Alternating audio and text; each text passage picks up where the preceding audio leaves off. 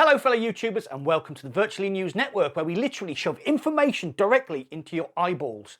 Quest version 40 software is rolling out, Apple's VR headset may contain 14 cameras, Catwalk C2 Kickstarter is a runaway success, you can now paint your figurines in Demeo, Andrew Bosworth talks Facebook login again, and we have a ton of games heading our way, including 2 new big mech games, some backyard archery, another Warhammer game, and an experience based on the popular TV show The Twilight Zone. So make sure you stay till the end for all the gaming goodness, and let's dive straight in, and remember, we're born to respawn.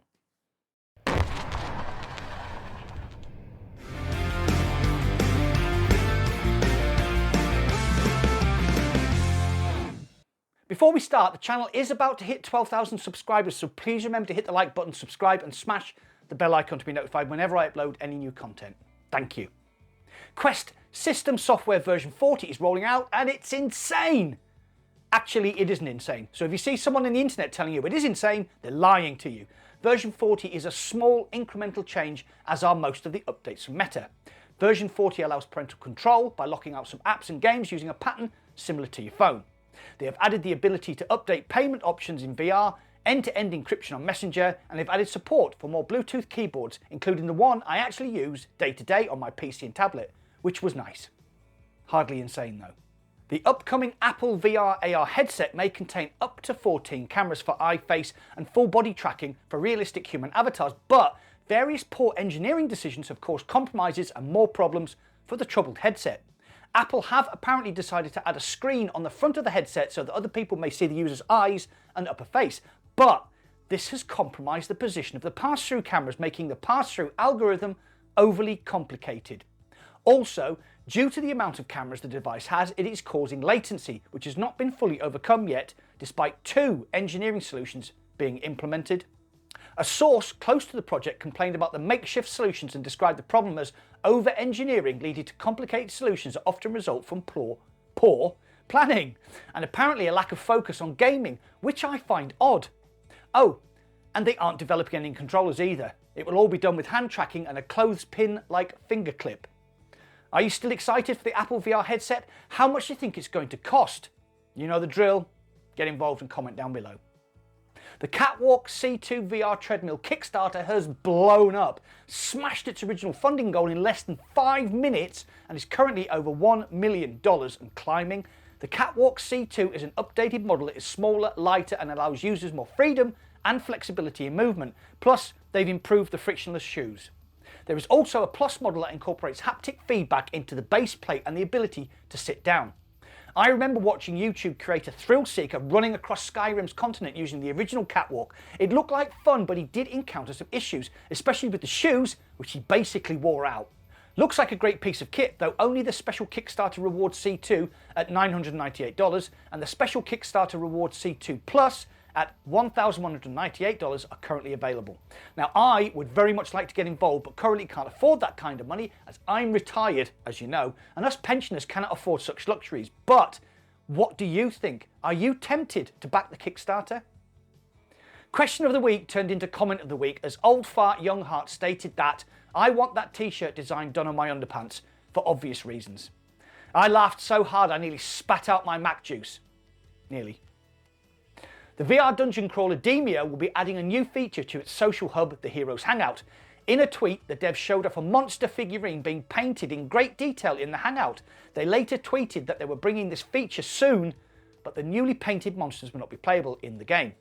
Seeing that collecting and painting figurines is a massive thing amongst virgins, I meant tabletop Warhammer players, this is a nice feature. The devs also hinted that the Hangout may receive a radio for playing music in the Curse of the Serpent Lord update, which is due to drop on June 16th this year. The Facebook login debacle rumbles on as Andrew Bosworth of Facebook Reality Labs stated in his recent AMA. Yes, this is still in the works, still on the way. One does not simply change the account structure. It turns out those data privacy regulations around how data is owned, how it's moved, how it's managed are of critical importance to how we work at Meta, and we're having to work through all due care and diligence as we make these transitions, but we are still working on this. It's still going to happen, so stand by. It seems easier to force people to sign in with a Facebook login than it is to be forced by consumer pressure to unlink them. In the meantime, people are still losing access to a consumer electronic device that they have paid hundreds of pounds for, and I'm not happy about that, as you know. Before I move on to the games, I'd like to give a shout out to my patrons. I love you all truly, madly, and deeply. I'm about to hit 12k subs, so please make sure you hit the like button, subscribe, and smash that bell icon to be notified whenever I upload any new content. Thank you. A long-thought defunct PC VR title, Lonn, has been treated to a re-release trailer. The physics-based, story-driven sci-fi tale looks interesting with a pseudo-gravity glove, cool-looking weapons, and a futuristic, cyberpunk Blade Runner-esque vibe going on. Warhammer Age of Sigmar Tempestfall has released onto MetaQuest 2. The game is a direct port of the PC VR game which released last year, to mostly positive reviews on Steam.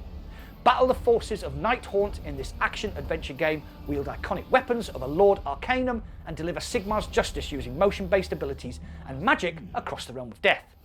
I have registered the fact that I have now mentioned Warhammer twice in this show, so need to go for a long lie down while cuddling my own testicles. Backyard Archery is an archery sim made by a genuine native Canadian Métis Indian. The game will release onto App Lab on June 1st, 2022. I've very kindly been given a key, so keep an eye out on the channel for a full review before release.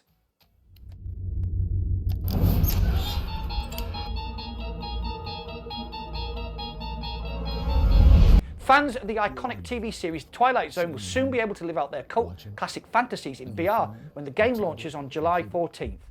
The launch episodes have been written by Rob Yescombe of Farpoint fame and Dwayne Alexander Smith, screenwriter for 40 Acres. I'm not sure yet whether these are experiences or actual standalone playable games, and I get the impression from the wording of the release that this will be an episodic release schedule, which I'm not too fond of, to be honest.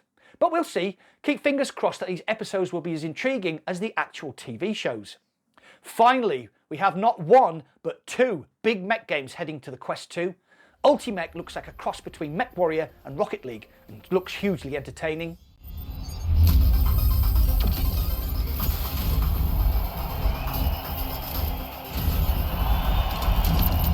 And I've been playing the closed beta of World of Mechs, and it is so good. So much fun stomping about in giant mechs, blasting enemies with lasers, rockets and machine guns.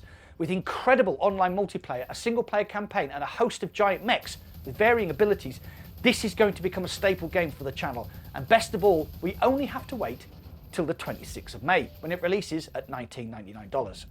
I'm very excited for World of Mechs, but which games are you excited for? Is there a game I've missed that you think I should have mentioned? You know the drill. Get involved and comment down below. We're on the road to 12k subs, so don't forget to subscribe if you can. It all helps the channel, you know. Well, that's it for today. Thanks for watching. I'll see you on the other side.